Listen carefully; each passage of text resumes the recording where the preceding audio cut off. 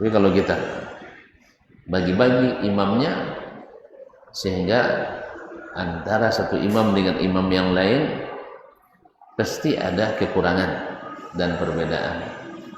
Akhirnya yang mencuat adalah perbedaan sehingga susah disatukan.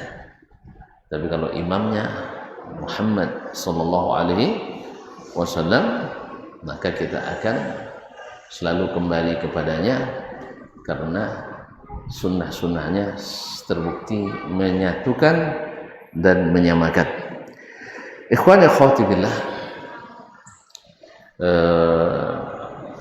pada petang ini ada sebagian kawan-kawan karena mendekati Ramadan, kita bincang-bincang santai tentang Ramadan. Jadi jangan serius sekali ya, santai aja. Kalau serius lama terasa nanti ya.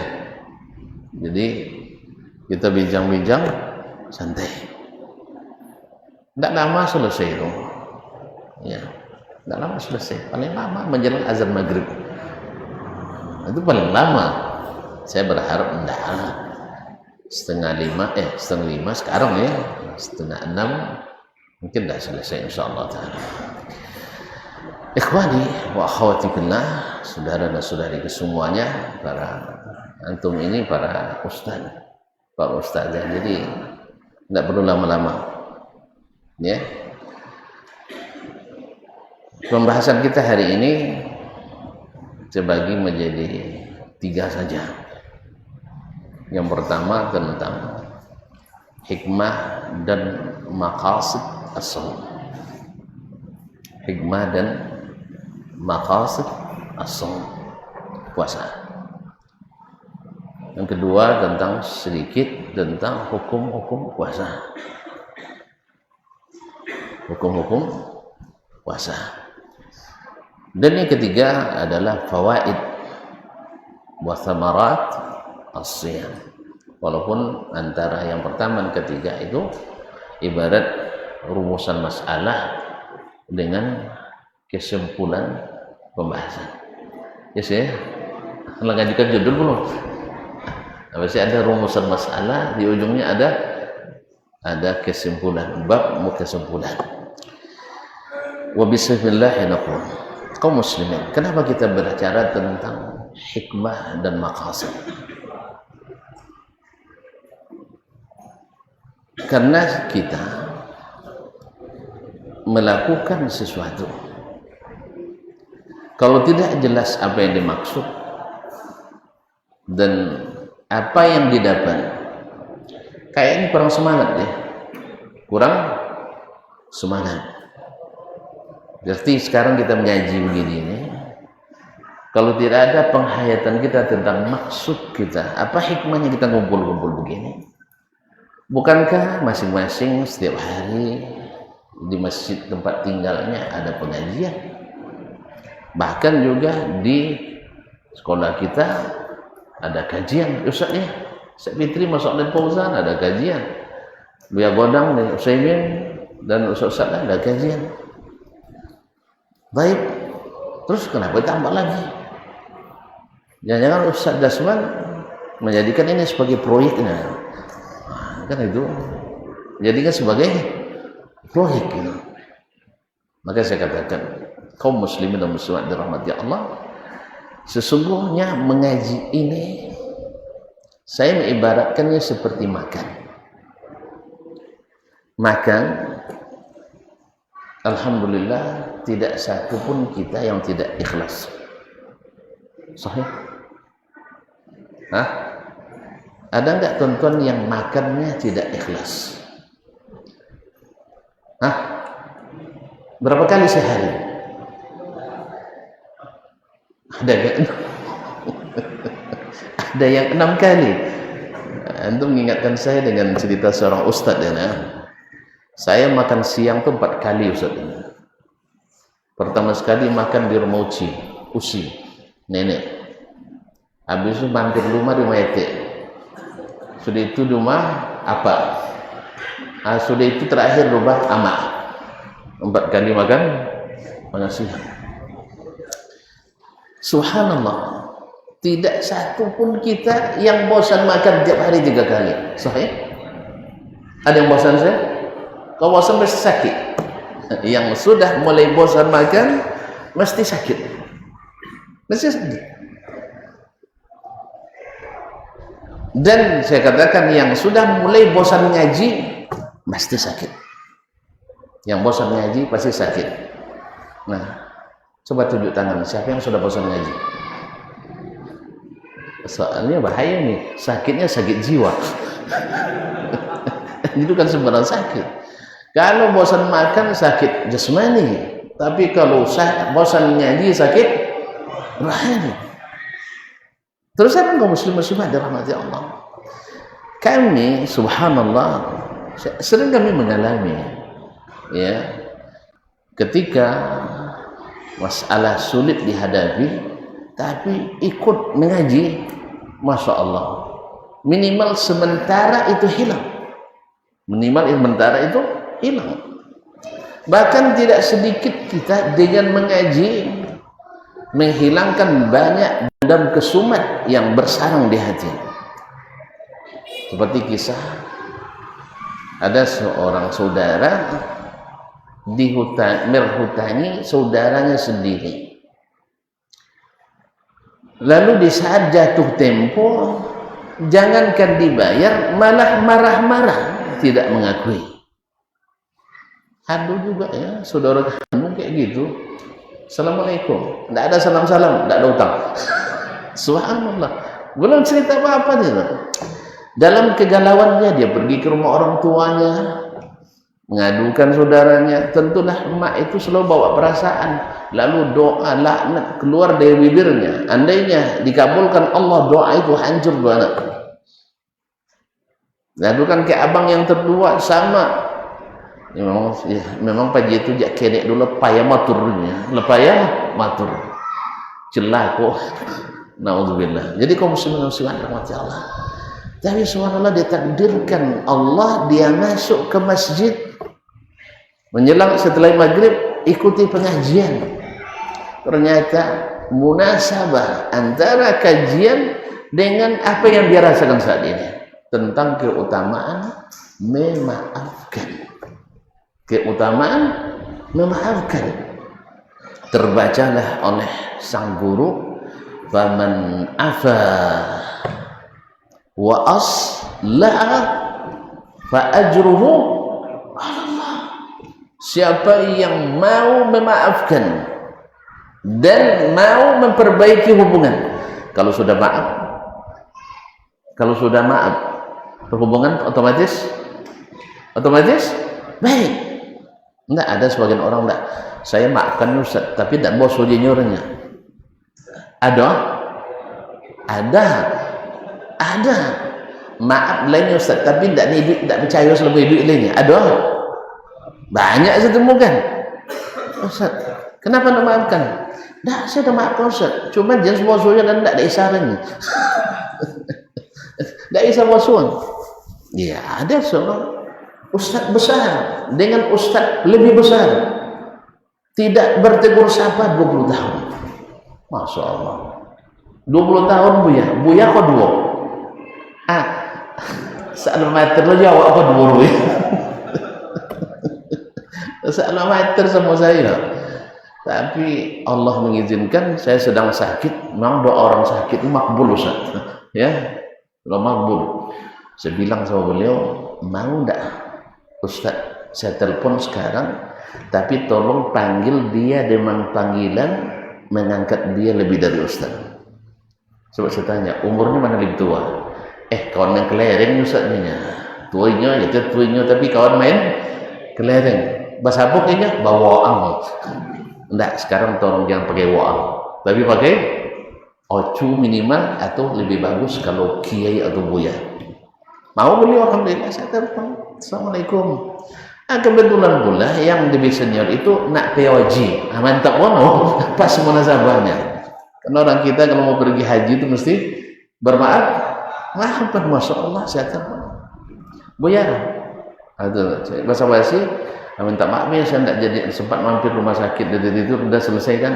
Nah, saya bilang Buya Siano nak bercakap dengan Buya.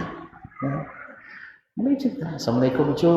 Alhamdulillah segar jadikannya. Oh cu, subhanallah, sejak saat itu hubungan normal seperti biasa. Bahkan beliau ceritakan pulang haji syukuran diundang 20 tahun, jangankan diundang, ketemu aja macam salah pandang. Allah musta'an. Diundang satu hari sama-sama bertemu di bandara. Yang satu ngantar anak sekolah keluar daerah, keluar pulau ke Jawa, bawa 3 anak.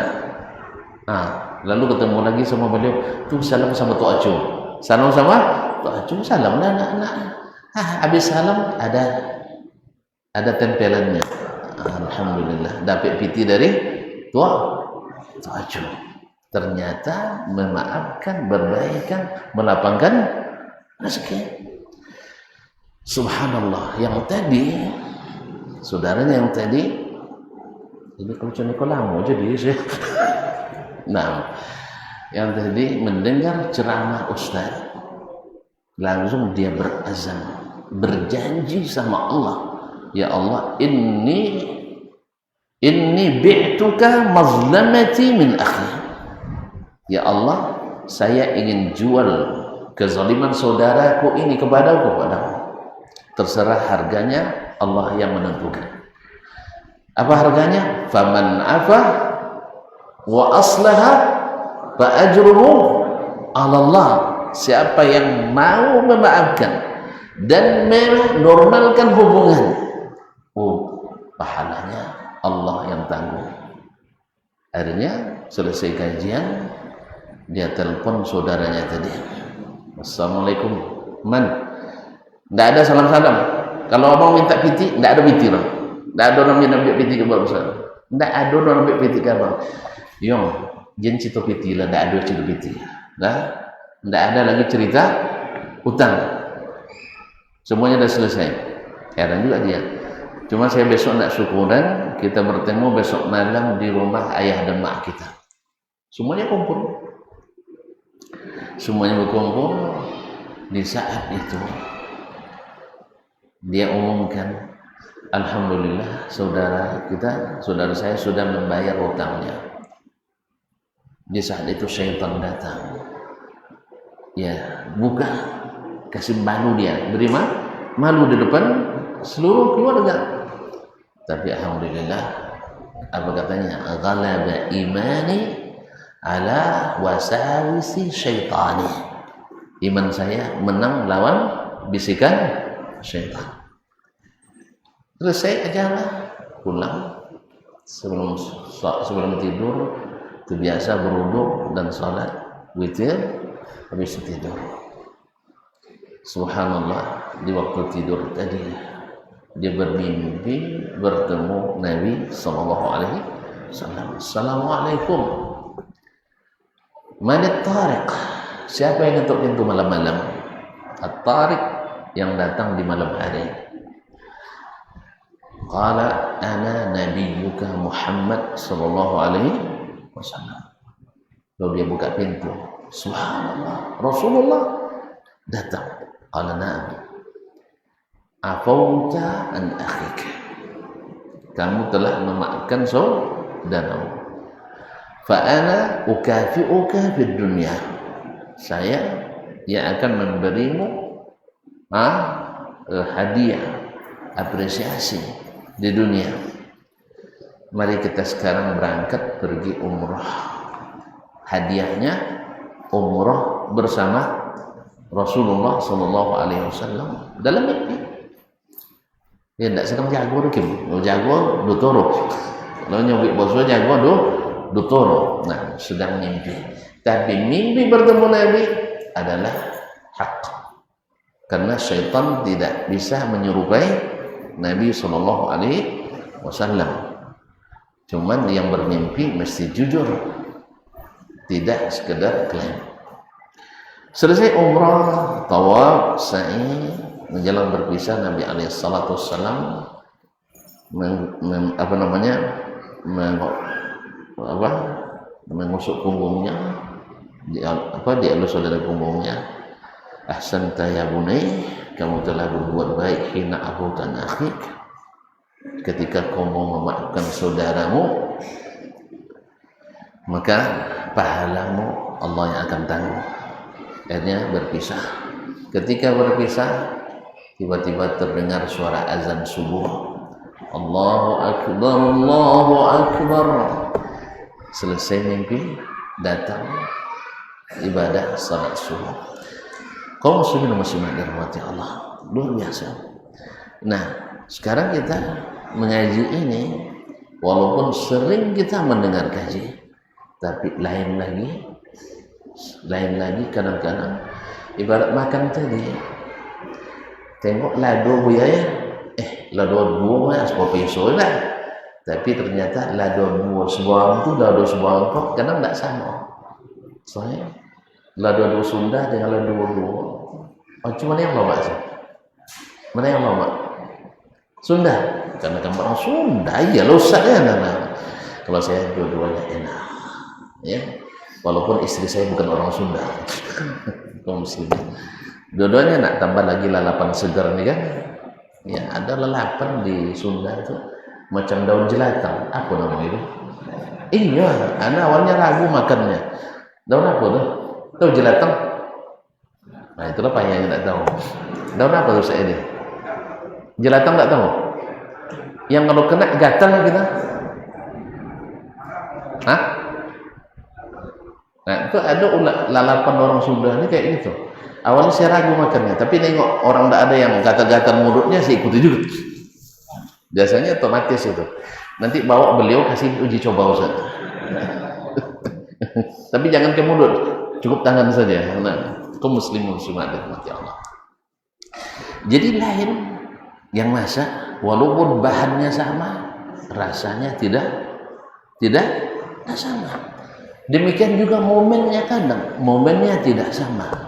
Kalau sempat kita termasuk yang bosan dengan materi yang berulang, maka tidak adakan lagi lembaga sekolah seperti ini. Bukankah pelajaran itu diulang terus? Sah. Ketika pelajaran PKN Pancasila berubah sejak TK, SD, SMP, SMA, sama kan? Pancasila tetap 5. Rukun Islam sejak SD, TK, SD, SMP, SMA sampai S1, S2, S3, rukun Islam tetap 5. Tapi kita tidak pernah bosan pelajarinya, sebab pelajaran rukun Islam tingkat TK akan berbeda dengan pelajaran rukun Islam tingkat SMP, akan berbeda dengan rukun Islam tingkat SMA, berbeda rukun Islam tingkat S1, S2 dan S3. Ya Ustaz ya, jangan bosan lah. Sebab kalau antum bosan, saya bilang antum sedang sakit. Nah itu ya, sakit. Kalau sakit, maka saya sendiri berusaha juga untuk tidak bosan mengaji. Ya, saya terus terang, kalau ada yang mau ganti sini, saya duduk situ. Ustaz, gantian gitu Ustaz. Enggak mau dia. Itu salahnya. Saya pernah sengaja tidak khutbah Jumat, pergi Jumat di kampus Undri. Kebetulan pula khatib tidak datang. Awak sengaja mengosongkan supaya jadi jemaah hari itu. Ditakdirkan jadi khatib juga, karena khatibnya tidak datang. Itu dia sengaja kosongkan.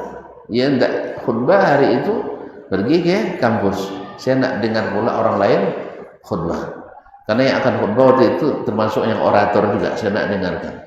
Pas sampai, karena khatib tidak datang, kita minta kepada Ustaz, awak nak dikasih tahu dulu, maju je lah, tak boleh lagi. Nah, daripada tidak sholat Jumat orang. Sehari di perjalanan pula, di air tiris, karena tidak terkejar ke Bangkinang, akhirnya sholat Jumat di Ayu Tinggi. Siap besok pengurus. Akhirnya datang, bisa tolong jadi khatib gitu. Oh ini rupanya eksiden ini, dikiranya saya ketamui. Ini karena diumumkan khatib kita hari ini, kita minta kesediaan nama betul Ustaz Dr. Dasman Yahya Ma'ali LCMA sebagai Ketua MI Kabupaten Kampar. Saya bilang nih kalau ketahuan sama Ustaz Mawardi marah besar beliau nanti. Apa boleh buat? Bukan saya mengenalkan diri, beliau yang mengumumkan. Iya, jadi ketua MI, Masya Allah. Jadilah sama. Saya jadi pembimbing S3 di Al-Azhar, pembimbing luar. Ketika munaqashah ditulis Ustaz Al-Ustazul Doktor, Profesor Doktor. Saya tidak pernah ngajukan diri. Dulu tulis orang tuh, alhamdulillah di Al-Azhar diakui profesor, di UIN belum lagi. Nah, kemarin ketika P3 keterima disuruh lagi mulai dari orientasi nol. Allah musta'an. Itulah nasib badan Indonesia. Ya. Awak udah 15 tahun ngajar harus diulang lagi dari nol lagi. Nah, begitu. Alhamdulillah ala kulli hal. Baik. Jadi enggak ada yang bosan kan? Enggak ada kan? Yang bosan tunjuk tangan dah. Biar kita catatkan. Kaum muslimin kaum muslimat dirahmati Allah. Allah tidak butuh kita puasa. Allah tidak butuh kita tersiksa. Bagi yang merasa puasa bisa menyiksa. Karena kenapa enggak? Lapar.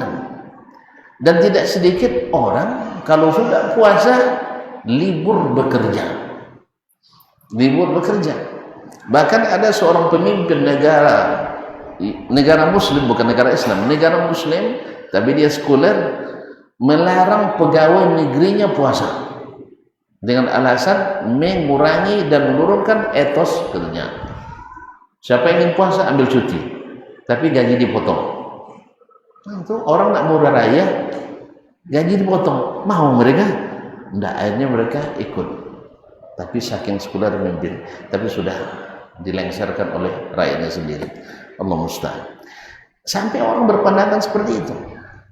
Padahal puasa itu dari semua aspek justru menguntungkan. Para ulama dari aspek psikis pertama kali.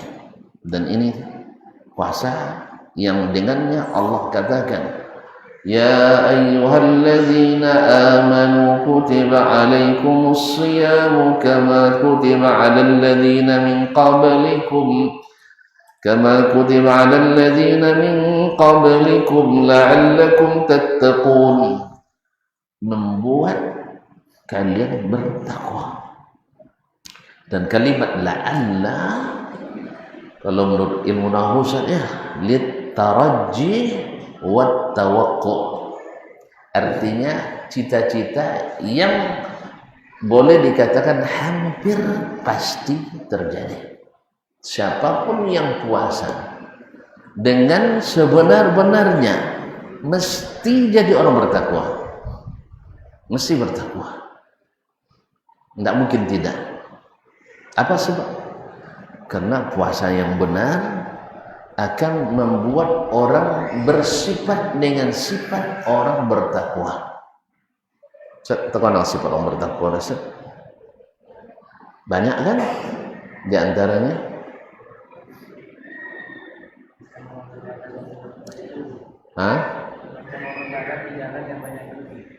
masuk ke definisi sekarang. Usah masuk ke bagian kedua nampaknya kan. Kaum muslimin sifat orang bertakwa dalam Al-Quran kan banyak disebutkan. Di antaranya alladzina yu'minuna bil ghaibi. Zalikal kitabu la raiba fihi hudal lil muttaqin alladzina yu'minuna bil ghaib. Orang yang puasa dia takkan mau berbuka walaupun sedang sendiri dalam keadaan lapar, di kamar terkunci, rumah tak ada, kulkas penuh berisi, dia tetap tidak akan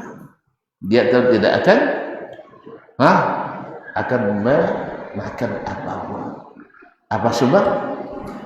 Man khasyar rahmana bil ghaibi wa jaa biqalbin mungkin. Mereka tahu bahwa Allah yang gaib pasti melihat. Seperti kata Ibrahim bin Adham ketika seorang ahli maksiat minta kepadanya nasihat, dia sebutkan 5 ini kamu pegang, kamu tak buat maksiat lagi. Yang pertama, kamu buat maksiat tapi jangan makan dari rezeki yang Allah berikan. Oh, tidak bisa dong mamanya. Tidak bisa. Rezeki yang ada di bumi semua milik Allah. Kalau gitu, tidak mungkin saya berbuat maksiat. Karena apa? Karena maksiat itu memerlukan energi, memerlukan tenaga. Dan tenaga itu dari rezeki yang saya makan. Makan tidak mungkin kecuali dari rezeki Allah. Nah, ingat itu. Yang kedua, jangan maksiat di bumi ciptaan Allah. Waktu itu belum ada proyek untuk ke planet Mars. Ya, sekarang proyek gagal juga. Ini sampai sekarang belum juga.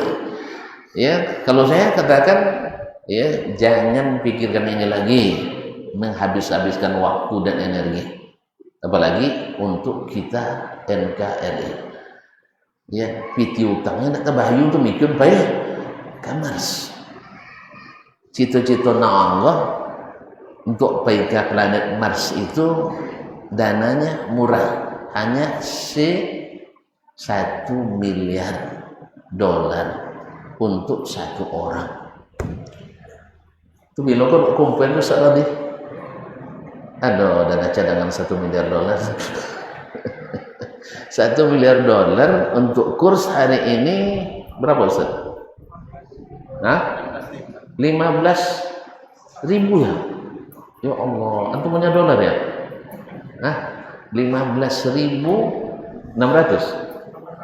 800? Masya Allah, 15.800. Berarti kalau 1 miliar sama dengan 15.000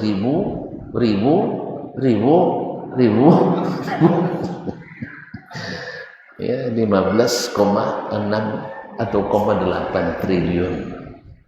Bisa APBD 3 provinsi di Sumatera. Riau, satu ya? Untuk 1 orang. Makanya kalau antum pikir-pikir itu mimpi di siang, bukan siang bolong lagi. Mimpi setelah mati itu. Allah musta'an. Jadi nggak usah diajar-ajarkan yang guru fisika, yang guru apa, nggak usah diajar gitu ke santri kita, nggak perlu. Ini bikin penghayal besar. Ya sih. Yang kedua, Allah sudah tetapkan bumi tempat tinggal. Planet lain tidak. Kalau ada makhluk lain biar mereka tinggal di sana. Tempat kita tinggal di mana?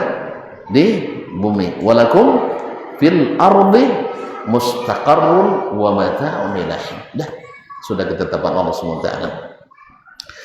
Kaum muslimin, kaum muslimat dirahmati Allah. Sampai di mana tadi sih? Jangan maksiat di bumi ciptaan Allah. Yang kedua ya, yang ketiga, ajukan permohonan, beri saya tangguh sehari saja untuk bisa bertobat. Bisa? Idza jaa ajaluhum la yastakhiruna sa'ah wa la yastaqdimun. Tidak bisa dimundurkan, tidak bisa dimajukan.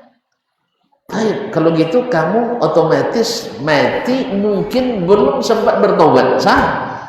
Kalau mati belum bertobat, kemana tempatnya? Jahannam. Nah, ketika malaikat Zabaniyah hendak melemparkan antum ke dalam neraka Jahannam, coba berusaha melawan. Bisa melawan? Tidak bisa melawan? Kalau gitu antum jangan berbuat maksiat. Intinya kaum muslimin muslimat, puasa menjamin kita untuk senantiasa beriman pada yang gaib seperti ini. Sebab fa innahu yamna'u ta'ama wa syarabahu min ajli. Lagi di dalam amalan puasa Kita yakin puasa tak akan berguna kecuali menjadikan ibadah utama yang menjadi barometer, yaitu salat kita akan lebih tertib lagi. Karena sia-sia puasa, salat disia-siakan. Awwalu ma yuhasabu alaihi al-'abdu yaumil qiyamati as-shalah. Hisab pertama terhadap hamba itu adalah salatnya. Iza saluhat saluha sairu amali, iza fasadat fasada sairu amali. Maka kita lihat kaum muslimin di bulan puasa ini, orang yang tak pernah ke masjid pun datang ke masjid. Cuman tidak jarang tarawihnya di masjid, maghrib isya-nya di rumah. Nah, itu balik itu. Ya, maghrib isya di rumah, tarawih di masjid. Ini mungkin karena belum mengaji. Ya, belum mengaji. Sebab maghrib dan isya ya berjamaahnya wajib.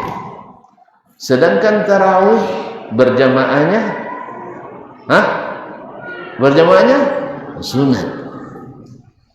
Jangan kalah yang wajib oleh yang sunat. Kemudian satu rakaat isya dan maghrib ya lebih dari berapa rakaat pun salat tarawih. Oleh sebab itu maka puasa membuat kita semakin menjaga yang fardu, karena kita tahu bahwa Allah suka yang fardu daripada yang sunat. Nah, apa dalilnya? Ma taqarraba ilayya 'abdi bi syai'in ahabba ilayya mimma tarattuhu alaihi. Tidaklah seorang hamba mendekatkan diri kepadaku lebih aku cintai dari yang aku wajibkan kepadanya. Makanya wajib berpuasa membuat kita selalu mengutamakan yang wajib dari yang sunat. Apalagi bahwa puasa juga membawa orang bersifat takwa, yaitu sifat orang bertakwa itu diantaranya tadi wal afina 'anil nas, selalu suka memaafkan. Bukankah orang yang mencaci, memaki, menzalimi, berbuat jahil di bulan puasa tidak dapat kecuali letih dan haus, dahaga dan letih. Maka puasa mengajarkan kita, idza syatamahu ahadun aw sabbahu falyaqul inni mru'un sha'im. Sifat orang bertakwa lagi untuk menahan amarah karena orang puasa. Nah, ini semua kaum muslimin menjadi maksud yang dengannya kita terdidik dan terlatih, sehingga sifat-sifat orang bertakwa itu akan terhimpun pada diri kita. Nah, kalau melihat orang yang berhasil puasanya, lihat nanti masih suka berinfak, suka memaafkan, bisa menahan diri, sabar, menjaga sholatnya, tidak mau durhaka kepada Allah walaupun walaupun sedang sendiri. Kemudian menyayangi sesama karena dia tahu orang yang penyayang disayangi oleh yang di atas. Nah, irhamu man fil ardi yarhamkum man fis sama. Nah, ini semua pada gilirannya kalau masing-masing kita puasa dengan mencapai maksud ini, kaum muslimin dan muslimat, maka kita akan merasakan indahnya kehidupan ini. Indah kehidupan ini. Pergi ke Ustaz Rodi sebagai kepala bidang Sarpras, segala urusan dengannya aman dan menenangkan. Ustaz, utang belum terbayar Ustaz. Aman tuh, tak apa-apa, biar saya talangi dulu. karena dia ingat allazina yunfiquna fis sarra'i wad dharra, dia talangi dulu, besok telepon lagi. Nah, telepon lagi, Ustaz, belum bisa juga Ustaz, aman. Akhirnya bermuamalah dengannya menyenangkan. Tetapi kalau puasanya tidak bisa membawa mencapai maksud, kadang-kadang yang sedikit apinya bisa membakar semuanya. Kaum muslimin muslimat rahmati Allah SWT. Kenapa Nabi kita alaihi salatu wassalam manusia yang paling tinggi dan agung akhlaknya? Karena dia yang paling melaksanakan perintah Allah sehingga menjadi manusia paling bertakwa. Inni atqakum lillah wa a'lamukum bihi. Saya yang paling bertakwa kepada Allah dan paling berilmu tentangnya. Dari sisi kesehatan, tuan-tuan tahu sendiri, walaupun hadis sumu tasihhu, berpuasalah karena puasa itu menyehatkan, tidak sahih dari Nabi, tetapi sahih dari para dokter.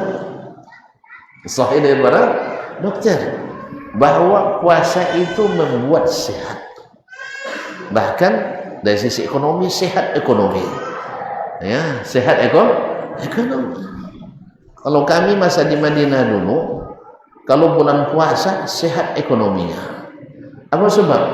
Sahur Masjid Nabawi, buka Masjid Nabawi, dan tidak jarang diundang oleh syekh ke rumahnya. Kadang-kadang menjelang hari raya ada amplopnya.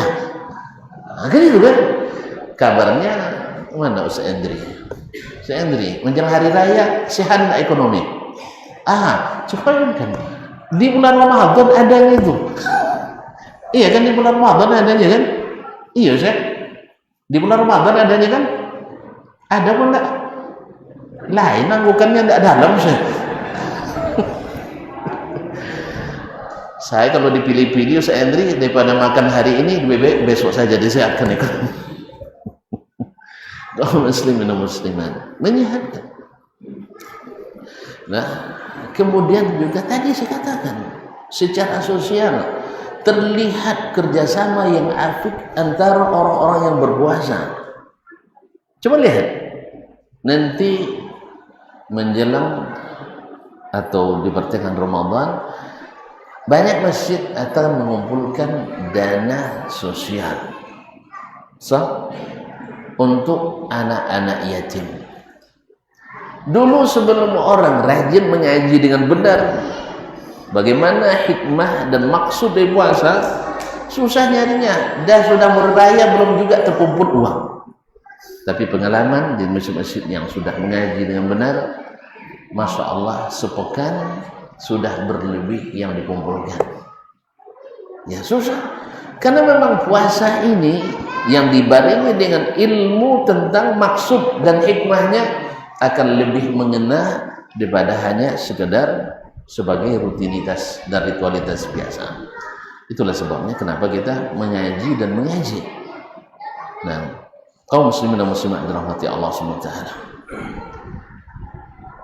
Sekali lagi, Allah tidak butuh untuk menyiksa kita. Allah tidak butuh membuat kita harus menahan berjam-jam, enggak. Tapi kita yang membutuhkan. Alat pencernaan kita perlu istirahat. Sebagaimana mesin pabrik juga harus perlu diistirahatkan. Tuan-tuan tahu, kalau tuan punya pabrik tahu, tuan-tuan tahu bila punya pabrik tahu skala besar, ada mesin yang diistirahatkan. Kapal-kapal yang dalam perjalanan jauh, yang antar benua, mesinnya tidak satu, itu mesinnya sampai 4 bahkan lebih.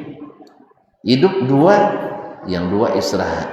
Pesawat terbang kalau jumbo, berapa mesinnya? Berapa mesin? Saya tidak tahu ya. Naik pandai gitu nah. Ini udah sering naik jumbo tapi tidak tahu mesinnya berapa. Saya pun lupa. Nanti kita. Tapi pasti lebih dari 1. Satu diserahkan, 1 dihidupkan. Karena kerja sepanjang tahun itu melelahkan pencernaan kita. Maka dibutuhkan untuk ini. Dan lebih lagi puasa juga membantu menguruskan badan. Nah, ini saya perlu puasa. Nah, cuma itu loh masalahnya. Puasa pas berbuka banyak pula dikasih makan sama Ahmadnya. Ah, macam mana lah? Ini makan lama, oh, dah mungkin ikut. Kaum muslimin dan muslimat yang mati Allah. Dulu 27 tahun menikmati badan ringan, hanya 49 kilo. Ya, sampai 51. Nah, sekarang setelah di atas 27 tahun menikmati badan mulai berat. Ya, dari 59 menjadi 49 jadi 94. Dari 51 menjadi 105. Nah, itu. Nah, gimana caranya? Ini yang bingung menentukannya. Banyak yang bilang, Ustaz, kurangi makan. Saya bilang bisa, dengan syarat kurangi pekerjaan. Ya, saya setelah Isya harus di rumah. Insya Allah bisa tidak makan malam. Karena setelah Isya langsung tidur. Kalau gitu rapat malam ini, iya serius ini. Kalau saya boleh ngajukan malam ini kita undur lagi. Hah? Iya, supaya saya tidak makan malam ini. Karena sudah makan, lepaskan siang ini. Kaum muslimin dan muslimat dirahmati Allah. Tapi kalau masih lanjut, bagaimana saya tidak makan malam? Walaupun makan jam 6 nanti sampai di rumah jam 12, menurut teori ahli biologi bahwa dalam 4 atau 5 jam perut minta diisi kembali. Kalau tidak tidur tak nyenyak. Allah Musa, itu berlaku saya sendiri, antum tidak lah, saya sendiri aja, antum tidak berlaku. Kaum muslimin dan muslimat dirahmati Allah. Tapi yang jelas puasa membuat kita cerdas, tangkas, dan bersemangat. Ya, kalau memang seperti saya punya alasan yang membuat saya ada pembelanya, tetap makan sesuai tuntutan.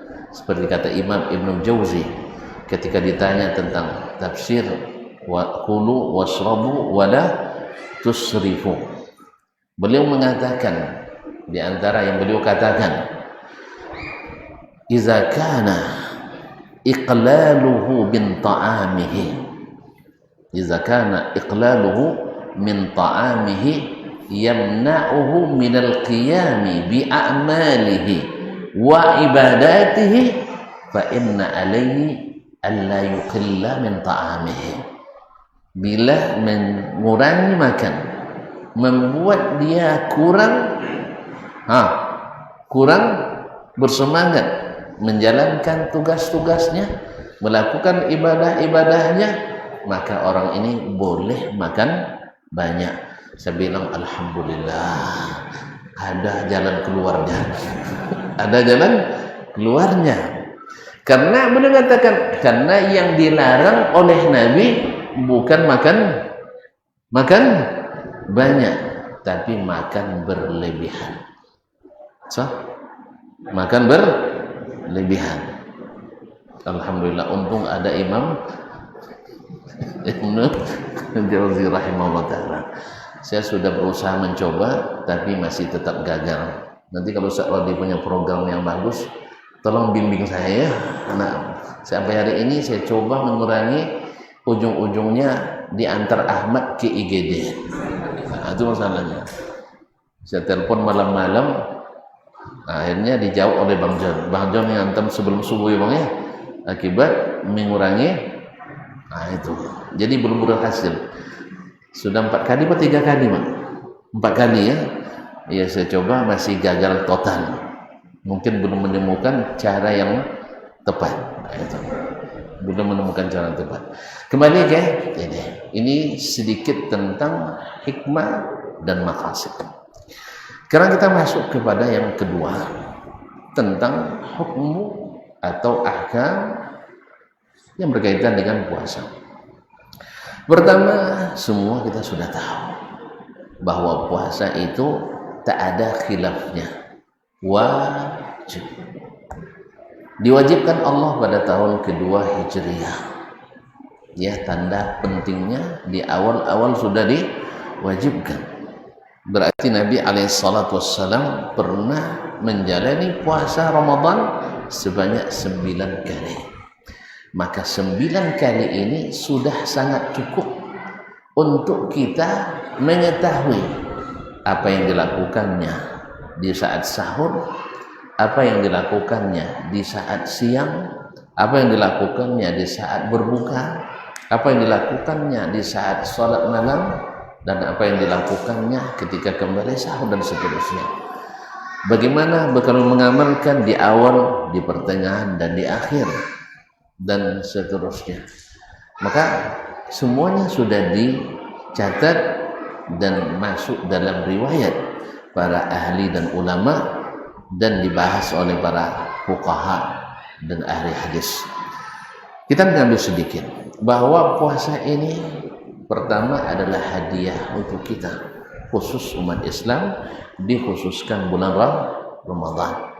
Walaupun umat terdahulu berpuasa, tapi ternyata bukan di bulan Ramadan.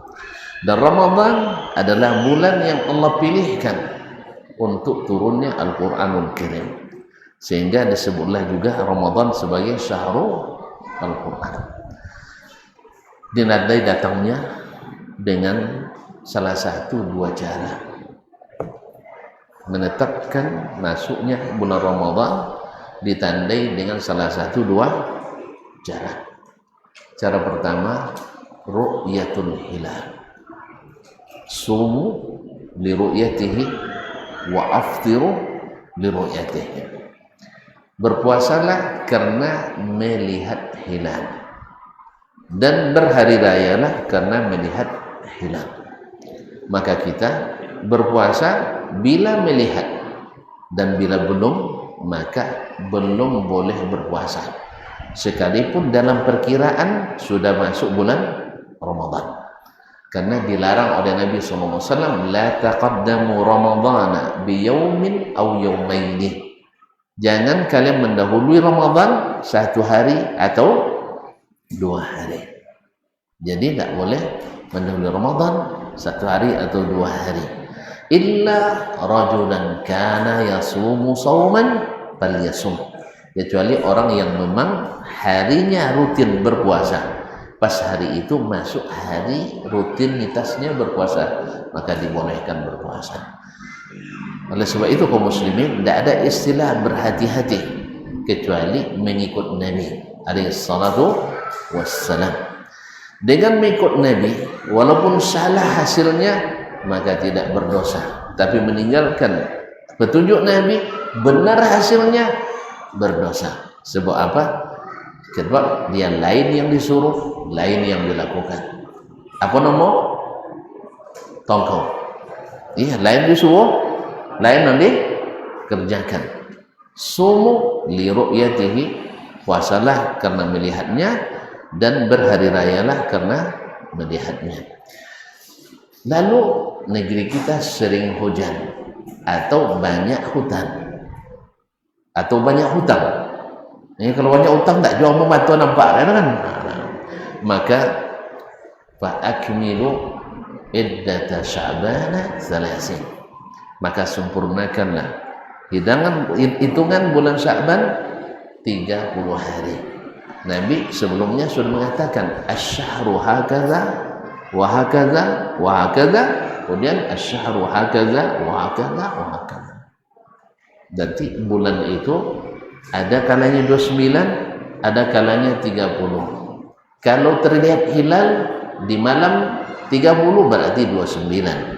Kalau tidak terlihat, sempurnakan bulan 30 hari. Dan ini cara yang termudah, sesuai dengan ruh puasa. Yuridullahu bikumul yusra wa la yuridu bikumul usra. Allah inginkan bagi kalian kemudahan dan tak inginkan kesulitan. Bisa dilihat atau sempurnakan bulan 30 hari. Ada payah? Ada payahnya? Perlu kuliah untuk itu? Untuk menengok bulan perlu kuliah? Tidak pandai nengok bulan. Nanti pergi tempat yang tinggi, tapi jangan jatuh ya. Mandang menjelang terbenam matahari, perhatikan ke arah mana terbitnya? Terbit bulan, bukan terbit matahari. Nah, lepas itu tidak bau. Wih, matahari punya cahaya sendiri. Rembulan cahaya pantulan. Kalau terbenamnya di barat, berarti terbitnya cahaya pantulan di barat juga. Karena baru terbit, kan baru awal bulan, maka semakin dekat ke matahari. Jadi perhatikan ke arah barat, dan itu tidak lama, kadang-kadang hanya 3 menit sampai lebih kurang 10 menit, tergantung posisi manazilnya pada waktu itu.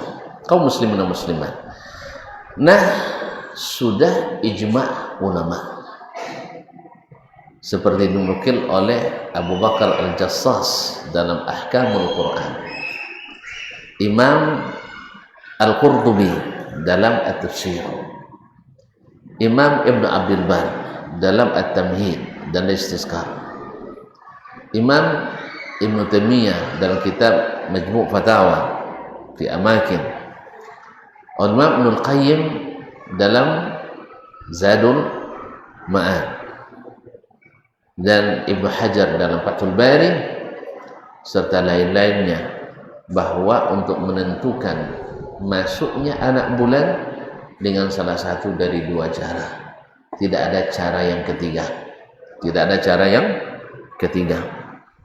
Berarti kalau ada yang memakai cara yang ketiga untuk menetapkan, bukan untuk mendekatkan, karena beda antara menetapkan dan mendekatkan. Karena dalam mazhab Syafi'i rahimahullah dan juga dari mazhab Hanafi boleh menggunakan ilmu hisab atau ilmu astronomi untuk mendekatkan ru'yatul hilal, bahwa sudah posisi bulan di gini, maka kita lakukan ru'yah pada hari itu, tapi tetap ketetapan akhir bukan pada hitungan ilmu hisab, tapi pada hitungan lihat bulan atau sempurnakan bulan Sya'ban. Nah, oleh sebab itu maka memakai ilmu selain kedua ini melanggar konsensus umat Islam atau para ulama sebelumnya, dan ini merupakan suatu pelanggaran ijma', sama-sama ketahui, sama dengan melanggar Al-Quran dan Sunnah Nabi. Karena Nabi katakan, la tajtama'u ummati ala dhalalah, umatku tak akan pernah berkumpul bersatu dalam kesesatan. Kaum muslimin sedang yang dirahmati Allah SWT, puasa dimulai malamnya sejak terbenam matahari terakhir bulan Sya'ban masuk bulan Ramadan. Sejak malam itu maka sudah disunnahkan untuk melakukan salat tarawih atau salat malam. Nah, waktu qiyamul laili itu mulai dari terbenam matahari sampai menjelang terbit fajar shadiq. Maka seluruh salat yang dilakukan sejak terbenam matahari sampai dengan terbitnya fajar shadiq disebut dengan salatul laili, kecuali salat fardu maghrib dan isya itu disebut dengan salatul lail, disebut dengan atau qiyamu al-lail. Makanya disunnahkan untuk qiyamul lail di awal malam, di akhir malam, dan di pertengahan malam, dan afdalnya adalah yang di akhir malam. Inna nasyi'atal laili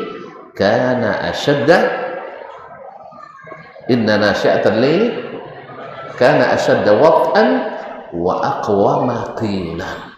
Sesungguhnya yaitu nasyi'atal laili, yaitu salat di akhir malam itu lebih terasa waq'ah dalam hatinya, wata'an dalam hati, dan lebih lurus bacaannya.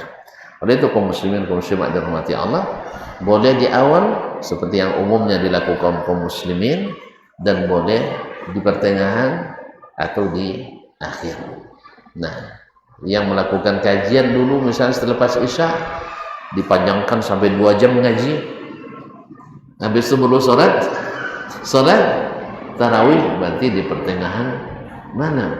Yang mengaji sampai jam 2 berarti sampai di akhir malam. Semuanya disyariatkan, tapi yang afdal di akhir, seperti karena Umar bin Khattab, lallazi tanamuna anha khairun minallazi tahumuna fiha. Sesungguhnya bagian yang kalian tidur di waktu itu lebih afdal untuk qiyamul lail daripada yang saat ini kalian sedang lakukan. Salat tarawih atau salat qiyamul lail pada asalnya sendiri, tetapi di bulan Ramadan disyariatkan berjamaah, sebab karena dia merupakan syiar, dan ketika dikerjakan bersama akan lebih terasa ringan dibanding sendiri-sendiri. Apalagi setelah Isya makan kuabu lagi, nah, itu susah nanti. Jadi oleh sebab itu baiknya kita salat berjamaah. Ada sunnahnya, ada. Nabi SAW pernah memimpin salat sahabat dengan satu imam 2 atau 3 malam. Riwayatnya satu mengatakan 2 malam, malam yang ketiga Nabi tak keluar. Riwayat lain mengatakan 3 malam. Tapi bukan dinasakh, karena Nabi menyebutkan ada illah, sebab yang membuat beliau tidak melanjutkan, yaitu khawatir diwajibkan. Artinya khawatir ada tasyri', kalau kalian tetap melakukan nanti diwajibkan, dan Nabi selalu memilih yang termudah bagi umat ini. Ya, yang di bawah wajolah 90% tidak sholat kabar. Semoga tidak benar hasil survei ini seperti hasil quick count. Iya, ini kan survei dunia mengatakan lebih 90% umat Islam tidak menunaikan sholat fardu 5 waktu. Tapi saya berharap ini survei seperti hasil quick count. Ya, antum katakan amin saja. Bilanglah bahwa memang kebanyakan umat Islam bersolat. Tapi kita lihat, alhamdulillah hari ini sudah mulai umat kembali semangat, kembali ke ruang Allah. Karena memang kalau ingin solat itu didirikan, maka wajib bagi penghuni akhirnya dia malu sama Allah untuk tidak ke masjid. Maka oleh sebab itu hidupkan selalu solat berjamaah dimanapun kita berada. Cuman sayang kadang-kadang sebagian penuntut ilmu masih menganggap solat berjamaah sebagai urusan pribadi, sehingga sholatnya pun sesuai dengan keyakinan masing-masing. Yang nak berjamaah, sholatlah berjamaah. Yang tidak, sholatlah tidak berjamaah. Baik, kaum muslimin dan muslimat dirahmati Allah. Kapan salat puasa itu wajib bagi kita? Saya kira tidak ada di antara kita yang hadir kecuali wajib baginya puasa. 1, muslim semua, alhamdulillah, ini syarat wajibnya. 2, balik, berarti anak-anak tidak wajib, tetapi bila sudah memayyiz dianjurkan untuk dilatih, dan pahalanya bukan orang tua. Yang 3, berakal. Maka orang yang gilo alam maksudnya orang yang hilang akal, gila, tidak wajib. Atau orang yang sedang koma tidak wajib. Orang yang sedang koma tidak wajib. Dan orang gila. Yang 4, sedang dalam keadaan bermukim. Sedang yang musafir boleh tidak berpuasa, tapi berpuasa sah. Makanya orang yang bermusafir boleh berbuka dengan apa saja. Paham? Masih anak di bawah 18 tahun. Iya, orang berbuka. Saya buat contoh. Ada seorang pergi umrah ke Mekah dengan keluarganya dari Mesir. Sampai di hotel selesai tahallul kalau kayak dicukur kan. Sampai di hotel selesai mandi, tidur di hotel. Sekamar dengan istrinya. Lupa dia waktu itu siang hari dan masih puasa. Akhirnya berbuka bersama. Enggak paham. Berbuka bersama istilahnya. Itulah yang saya maksud, boleh berbuka dengan apa saja. Jelas? Nah, karena dia musafir. Saat itu bangkit nih, setelah selesai baru dia terpikir, risau dia. Sebab apa? Dendanya luar biasa. Satu, memerdekakan hamba, tak ada hamba hari ini. Kedua, puasa 2 bulan berturut-turut, ini 2 jam aja tidak tahan. Ini kan 2 jam tinggal menjelang berbuka. Akhirnya dia berbuka sendiri. Yang ketiga, beri makan 60 orang fakir miskin. Akhirnya dicarinya Syekh Utsaimin rahimahullah, karena Syekh di bulan Ramadan khususnya Ashur Awakhir itu selalu ada kajian di Masjidil Haram. Dicari sampai ke Syekh, ini musibah, saya dapat musibah. Khair insyaallah. Ada apa? Saya baru selesai umrah tadi, selesai tahallul. Nah, untung selesai tahallul. Kalau enggak masalah lain lagi ya. Selesai tahallul, saya mau berbuka sih. Kenapa berbuka? Itulah sih. Inilah saya. Apa bukaanmu? Berbuka dengan istri saya. Inna lillahi wa inna ilaihi raji'un, kata saya. Inna lillahi wa inna ilaihi raji'un. Terus saya bilang, memangnya kamu dari mana? Dia bilang, saya dari Mesir. Oh, kata Syekh, enggak apa-apa. Enggak apa? Karena musafir boleh berbuka dengan apa saja. Jadi siapa yang nanti ingin berbuka musafir sama istri. Cuman bil munasabah saya ingin bertanya nih Ustaz. Ini mohon pertanyaan saya tolong dijawab dengan serius. Soalnya selama ini saya melihat kalau saya yang ke Bangkinang tidak boleh sama ustaz-ustaz ini jamak dan qasar. Sah? Kalau mereka ini yang ke Pekanbaru selalu jamak dan qasar. Sekarang bulan puasa ini tolong bawa istri ke Pekanbaru, jangan puasa. Siap?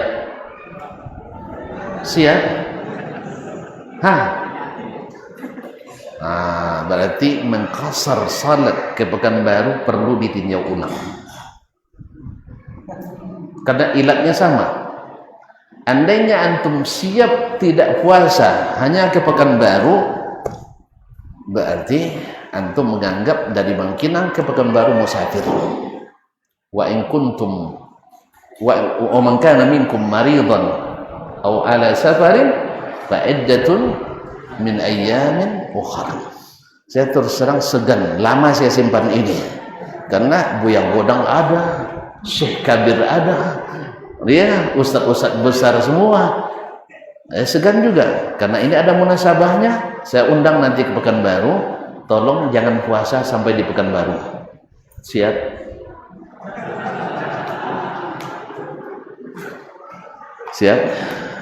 Berarti ke Pekanbaru tidak terhitung musafir. Nah, kalau tidak terhitung musafir, besok jangan jamak qasar lagi. Ya, besok jangan jamak qasar lagi. Jamak boleh, qasar jangan. Masa antum sampai Pekanbaru jamak qasar, saya ke Bangkinang dipaksa hadir setiap waktu, tidak adil itu. Ya, inilah masalahnya. Makanya dhabit masalah ini dalam mazhab Syafi'i lebih bagus, yaitu jarak 82 km lebih dhabit. Sedangkan urf tidak jelas. Saya sudah tanya guru-guru saya di Darun dulu, ke Pekanbaru musafir atau tidak. Guru-guru senior saya bilang tidak. Tiba-tiba guru-guru junior saya semuanya bilang musafir.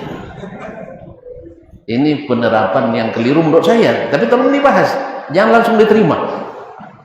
Buktinya Andi di hari Ramadan ini musafir ke Pekanbaru, ajak saya makan.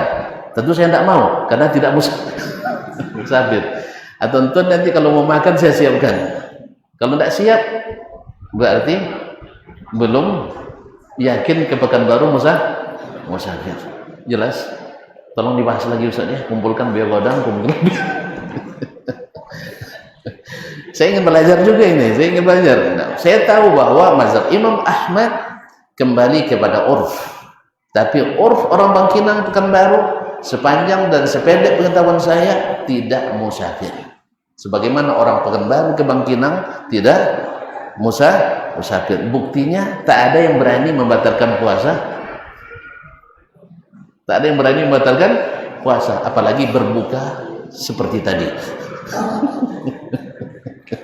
Ustaz ya, Ustaz termasuk nampaknya Ustaz. Tolong dibahas ulang kembali. Kalau perlu saya ikut menjadi pembandingnya. Terima kasih. Kaum muslimin, kaum muslimat. Jadi sampai di mana tadi? Tidak musafir. Yang kemudian yang kelima, tidak sedang berhalangan.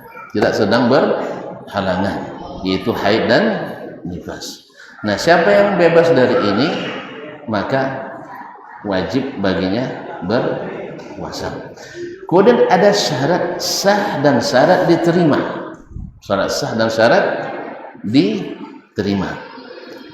Yang pertama adalah ikhlas lillahi ta'ala.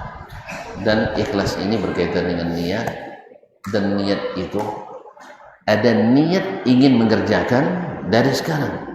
Kita berniat di Ramadan ini akan mengerjakan ini dan itu.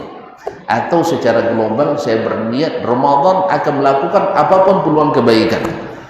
Sebab saya tidak tahu besok tak sampai Ramadan atau tidak. Kalau sempat tidak jadi, kita sudah dapat hasil niat pahala niat. Nabi katakan niatul mu'min khairun min amalih. Weh, nampaknya kajian kita bersambung di waktu lain ini. Kaum muslimin dan muslimat rahmati Allah. Saya Andri. Assalamualaikum. Saya Andri. Gimana? Sudah hadir? Sudah hadir? Kita selesai sampai di sini. Selebihnya simak atau belajar di waktu yang lain. Berarti kesimpulannya bahwasanya orang yang berpuasa mesti akan sehat jasmani dan rohani. Orang yang berpuasa mesti bertambah iman, karena iman bertambah dengan ketaatan. Orang berpuasa mesti jadi orang bertakwa, cuman ketakwaan itu bertingkat-tingkat. Buktinya inna akramakum indallahi atqakum. Ada yang atqa, ada yang di bawah itu.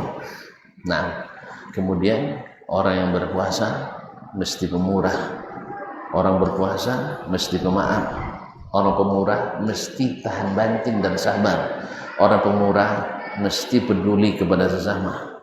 Orang yang berpuasa mesti jeli memanfaatkan semua peluang kebaikan.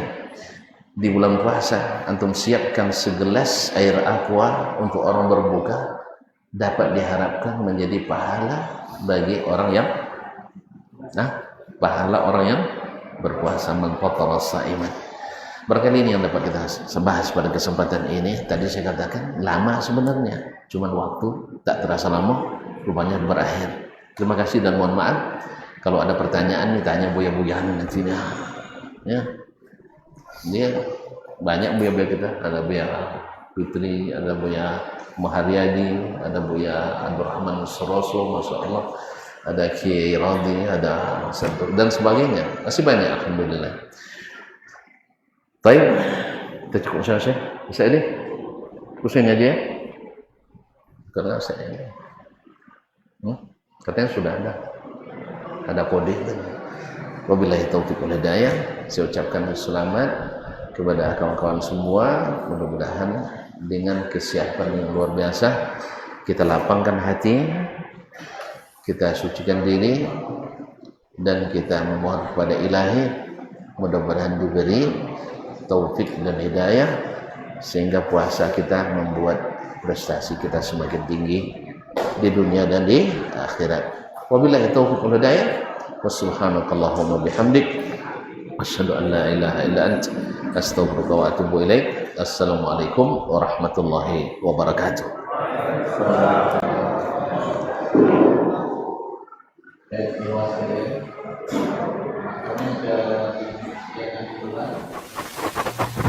Barometer amal kita saleh tak salehnya di salat kita. Bila salat kita ikhlas dan sesuai dengan sunnah Nabi SAW, maka insya Allah amalan yang lain mengikut. Ini aktivitas ini membantu saya di akhirat atau akan menyulitkan saya di akhirat? Kalau seandainya perbuatan itu ternyata akan menyulitkan kita di akhirat kelak, tinggalkan perbuatan itu. Anta ni'mal jund. Kamu adalah sebaik-baik prajurit. Coba lihat. Kamu adalah sebaik-baik prajurit. Maka tujuannya adalah menghancurkan kehidupan rumah tangga.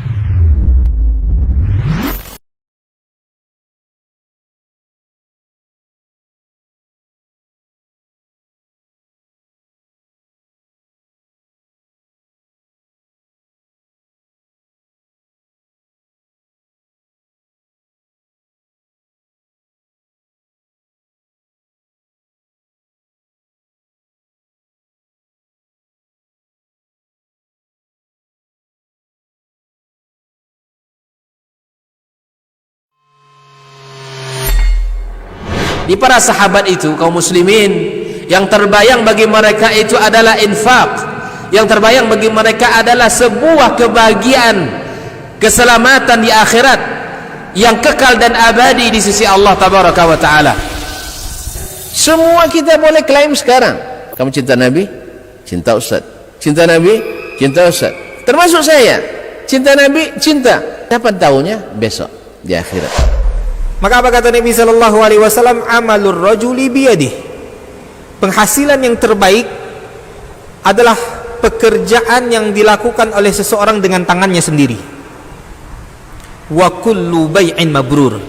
Dan setiap jual beli yang mabrur. Ini aktivitas ini membantu saya di akhirat atau akan menyulitkan saya di akhirat? Kalau seandainya perbuatan itu ternyata akan menyulitkan kita di akhirat kelak, tinggalkan perbuatan itu.